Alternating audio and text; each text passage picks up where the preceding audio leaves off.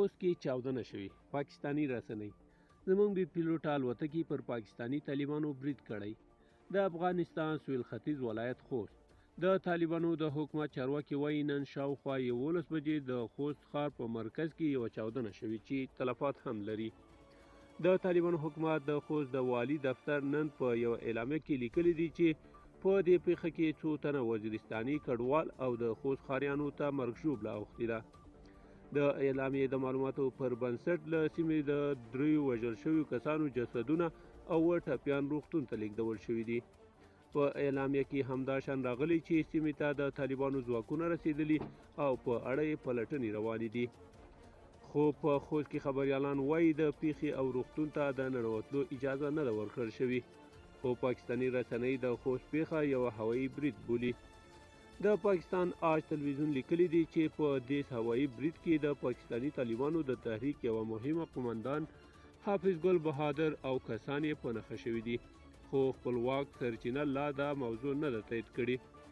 د طالبانو له واکمنېدو سره په تیرو 2 کلونو کې څو ځله پاکستاني الوتکې پر افغانستان بریدونه کړي. د پاکستان د یوې الوتکې تصویر د طالبانو له واکمنېدو سره په تیرو 2 کلونو کې څو ځله پاکستاني الوتکو پر افغانستان بریدونه کړي. د پاکستان د یوې الوتکې تصویر آج همدا شان لیکلي چې د دې برید اصلي هدف خپله حافظ ګل بهادر و. خو معلومات نشته چې نوموړی په دې برید کې وژل شوی دی که نه.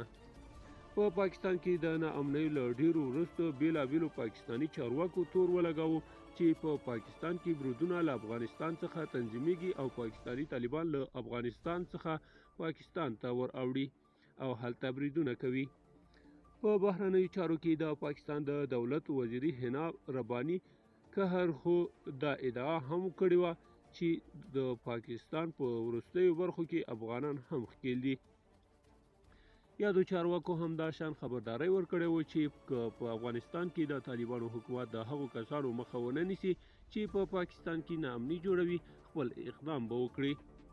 په افغانستان کې د طالبانو واکمن حکومت بیا په پاکستاني چارواکو دغه ادعاوې تل رد کړي او ویلي چې د افغانستان په خاوره کې هیڅ کومه وسله وال ډله موجوده نه ده او د سیمې یا نړۍ هیواد ته یې ګواښ نه دی پیښ کړی.